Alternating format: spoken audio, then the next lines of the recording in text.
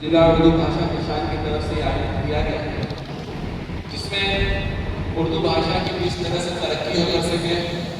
उसको और कैसे बढ़ाएं, प्रचार प्रसार करें और जो इसका जो पुराना मुकाम था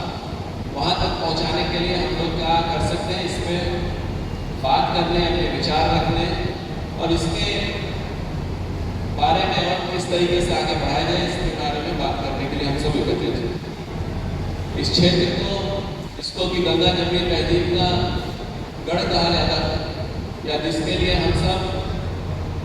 दिल्ली से लेके कलकत्ता तक के इस पूरे क्षेत्र में, इसके लिए हम सब बहुत ही अपने आप को स्वाभिमान के साथ देखते हैं कि ये क्षेत्र गंगा जमुनी तहजीब का क्षेत्र है। इसकी मूल जो कड़ थी वो उर्दू भाषा ही थी। किसी भी भाषा का जो औचित्य है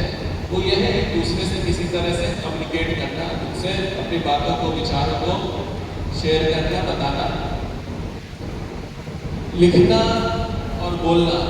किसी ये दो भाषा के दो महत्वपूर्ण बिंदु हैं। सबसे पहले हम सबको बोलना आता है, उसके बाद हम उसको लिखना सीखते हैं। चाहे कोई भी छोटा बच्चा हो, चाहे स्कूल में पढ़ता हो, चाहे कहीं भी। मेरा जो अनुभव रहा है पिछले 8-10 वर्षों से, वो ये रहा कि कई बार हम लोग लिखने या उर्दू लिखने या उर्दू की जो किताबें हैं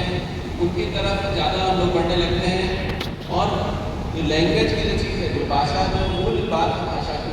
अपने विचारों को व्यक्त करना, उसमें कुछ हद तक पीछे छूट जाए। क्योंकि जो अगर बोली की बात करें, अपने राज्य में देखेंगे तो हर जगह बोली अलग अलग तरह की हो जाती है। कहीं मैथिली बोलते हैं, कहीं मगही बोलते हैं, कहीं हिंदी में बोलते हैं और कई जगह इन सब का मिक्स टाइप का होता है। वो इसलिए क्योंकि जहाँ जिस क्षेत्र में जिस तरीके से जो बातें कर रहे हैं, अपनी बातों को, विचारों को आदान प्रदान कर रहे हैं, वो महत्वपूर्ण बिंदु है। तो हम लोगों को इन चीज़ों की तरफ थोड़ा और विशेष रूप से मेरा कहना या मेरा विचार है कि देखना चाहिए कि किस तरीके से रोजमर्रा की बातों में और बातचीत की भाषा में पहले हम लोग इस चीज़ को लाएं और उसके बाद फिर हम लोग इसका जो लिटरेचर है उसकी तरफ को रिसर्च करने की और जरूरत है। जो सामान्य रूप से देखा गया है कि पिछले कुछ वर्षों में जो हमारे बच्चे हैं वो जो दो भाषा की जो प्रणाली है, टू लैंग्वेज पॉलिसी, उसकी तरफ भी ज़्यादा जा रहा है। हमारे जितने विद्यालय हैं उनमें भी मात्र दो भाषाओं की तरफ ही जोड़ दिया जा रहा है। इस चीज़ को सुधारने के लिए, इस चीज़ को बदलने के लिए जो नई शिक्षा नीति आई है उसको पूरी भाषा की तरफ बच्चों को शुरुआत से ही ले जाने की बात की जा रही है। तो जब वो अपनी भाषा की तरफ जाएंगे तो निश्चित रूप से वो इंग्लिश और हिंदी,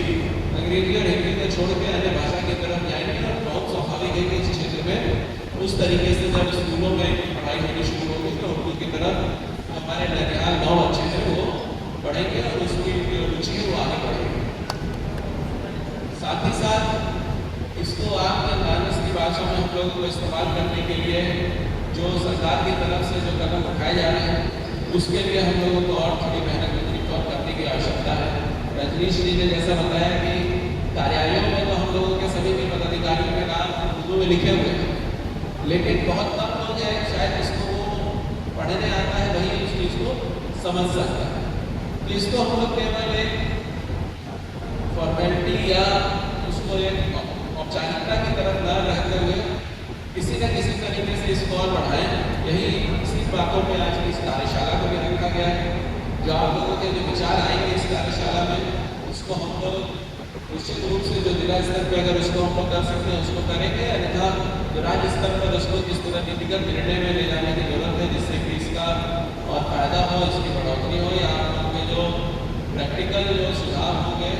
उनको किस तरह से लागू किया जाए, इसमें हम सब लोग आगे लगातार कार्य करेंगे। जो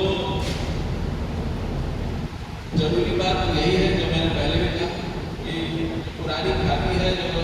गंगा जमुनी तहजीब जिसके लिए हम सब अपने आप को गौरवान्वित मानते हैं, उसको किस तरह से बचाएं, उसको किस तरह से आगे आए, ये हम सब लोगों की कोशिश होनी चाहिए। उर्दू की भाषा जो प्रेम की भाषा है उसको और किस तरह से बढ़ाया जाए, ये हम सब इस पर प्रयत्नशील हैं।